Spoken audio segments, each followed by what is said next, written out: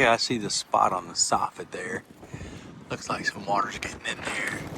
That water is coming from that valley, where that valley comes together. All that water collects there. It tries to run around that, but it doesn't, and it gets trapped right there. And you can see all the water stains runs down here. It soaks it all up, because that's just compressed cardboard, that's not wood. And it just soaks it up like a paper towel. Now it's a little bit rotten, so yeah, definitely would put a water deflector there to keep that water from piling up right there.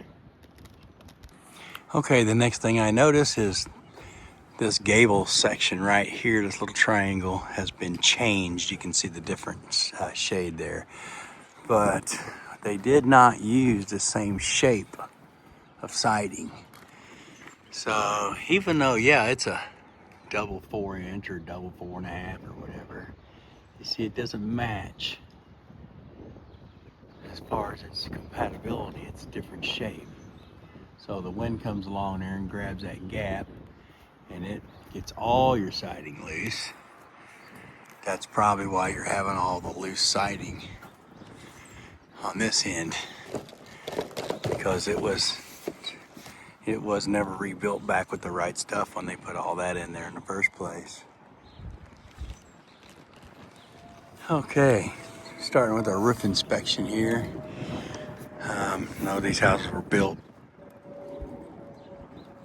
at a time where they didn't always use drip edge, so we know there's not going to be any drip edge there. Yeah, here's your hanger right here for your gutter, and that just goes through that gutter board. There's your rafter over there, so nowhere close to that spike there. That probably not into much back there. Same thing down here. Yeah, there's your rafter there.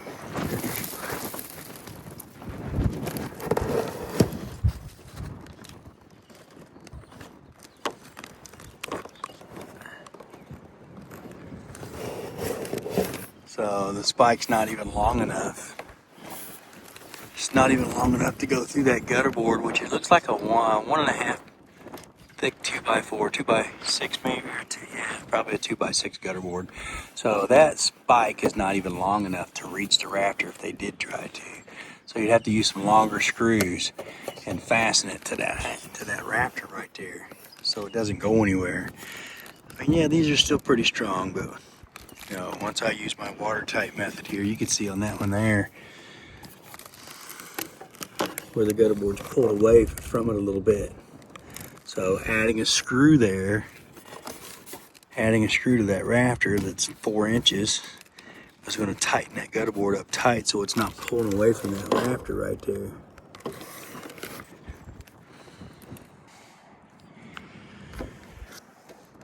Okay, all these granules have come off the shingles here. It's what all those white patches are, showing the loss of granules, and that's the fiberglass that's inside the shingle.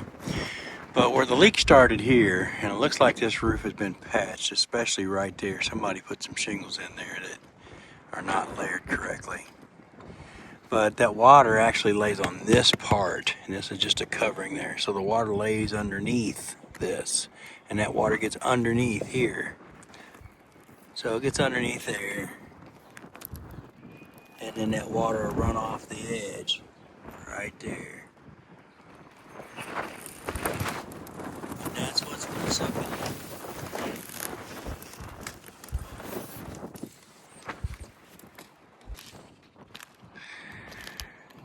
Okay, this is definitely not standard. Somebody started on that end and ran their shingles this direction. Somebody started on this end and ran their shingles this direction. That's where they matched, met up in the middle there, and they just used their coping to cover it because they didn't want staggered lines to make them look silly. Like, that doesn't look silly. Oh yeah, the back's definitely a little worse as far as granule loss.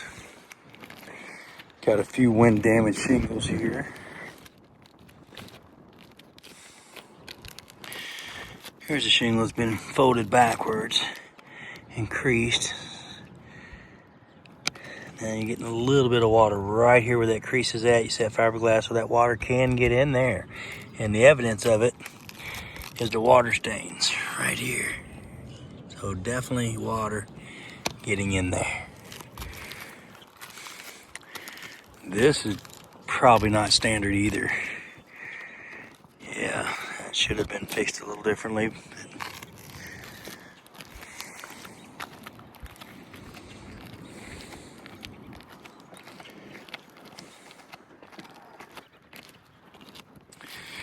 So this is not standard either. These bottom shingles are supposed to go under that pipe. So there's a lot of water coming off that pipe like that. And probably a lot of water on that side. We don't want to break that loose. But that water comes off the pipe and it's supposed to run out here. These shingles should be under it to catch the water.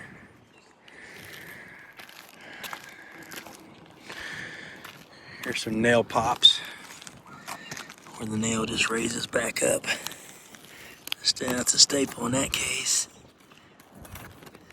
And that makes the shingle pop up like that. Here's another one. Here's another one, although there's some nails coming all the way through on those. Okay, here's the front.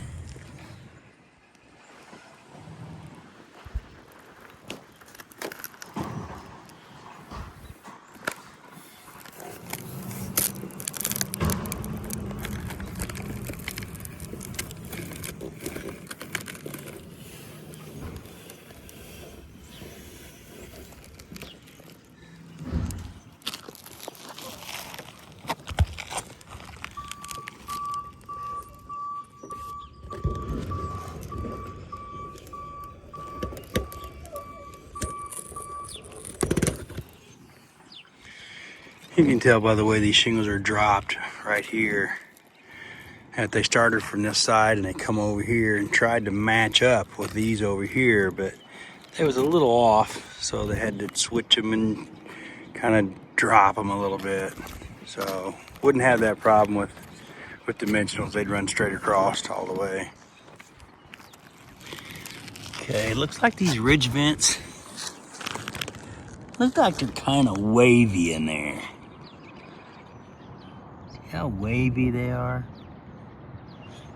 Well, that's because this ridge vent wasn't crowned when it was put on. And what that means is, you just don't lay a ridge vent over there and you stretch it over the hole. It's gonna wrinkle. You push one side down and take the other side, crown it, then nail it, and you wouldn't have all them wrinkles in there. It wouldn't be straight along the top, it'd be crowned at the top to run the water off. It's almost flat all the way across there. And then all the nails that secure it, they wouldn't be coming out like they are there. So this side here, it's a wonder this side hasn't blown off really. I mean, it's just catching so much air. Lots of gaps, lots of dips.